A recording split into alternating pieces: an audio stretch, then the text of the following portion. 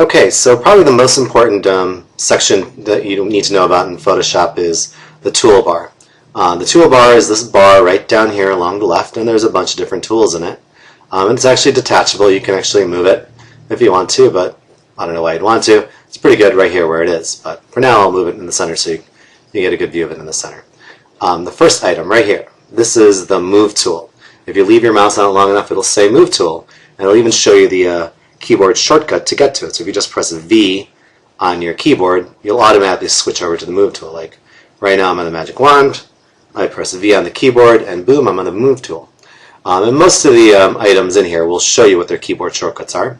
The next item is the Marquee Selection tool. I don't know why it's called the Marquee, but that's what it's called. And if you notice there's a little triangle here, that means there's other tools inside of it. So if I hold my mouse button down, the other types of marquee selections will come in. Elliptical and rectangle are the ones you use most often.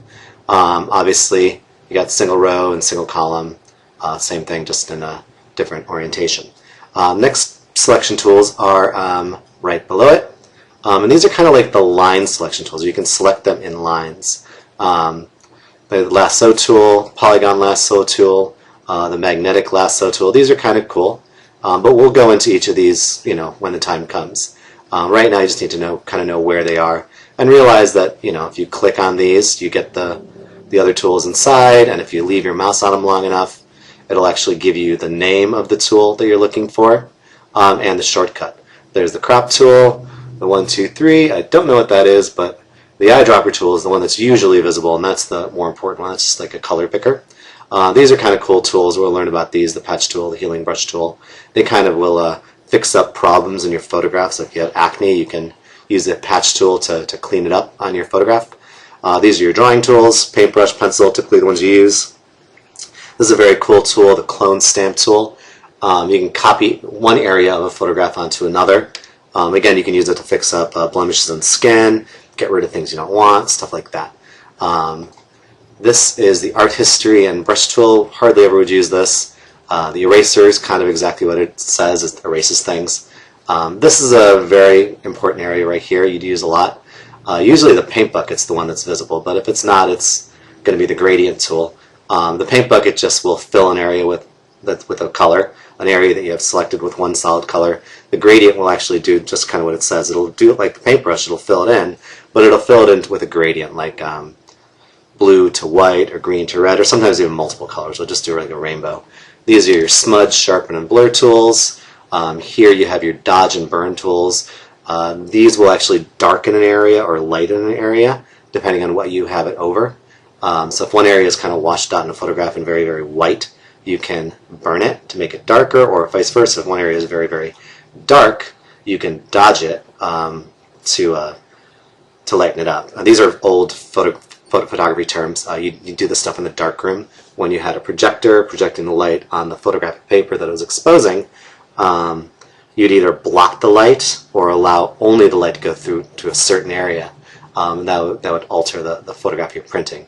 A sponge tool, I don't remember what that is. Play around with it. Pen tool, just like in Adobe Illustrator. This is a vector drawing tool, and you can actually use it in Photoshop to make selections. This whole area is kind of like your vector area. Vector, we'll talk about. We'll talk about it briefly. It's not that important in photography. Vector is a type of drawing where you're drawing from point to point to point, and it's connecting those points with mathematical equations. Photoshop is a bitmap drawing program where basically the entire photograph, every little pixel, is described in the file that makes up the actual image. It's described by what color it is, how dark it is. It's just a much larger type of photograph, and we'll talk about that more later. But just realize that Photoshop is a bitmap software where it deals with pixels, and it does have the ability to do vector lines also. But for the most part, it's a raster program or a bitmap program. We could look up those terms. I'll give them to you for vocabulary. Hand tool will literally just move things around. You can zoom in. This part's kind of important. These are the colors you might have chosen. I'm going to create a new document here really quick. It'll be a little easier to show you this way. So if I go to my paintbrush tool or my pencil tool, let me cancel that. I'll stay with my pencil tool. And I can basically just draw. Right now I'm drawing with white. I switch over to the black, cancel that, switch that around by hitting that arrow. I can actually just draw with black.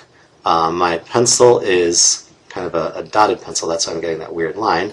Pick a different kind of pencil. So, whatever pencil you're drawing with, it's going to make those marks, but it's black. I can pick the color right there, and now I'm drawing with red. I want to go back to the white, so I can hit this arrow, flip it around. I can go over it with white. I can change the white to a different color, like maybe a gray, and I can go over it with gray. And if I want to go back to my black and white, I hit this little black and white thing there, and it brings it back to the default. This is kind of a cool feature. This is the mask tool, or the quick mask tool.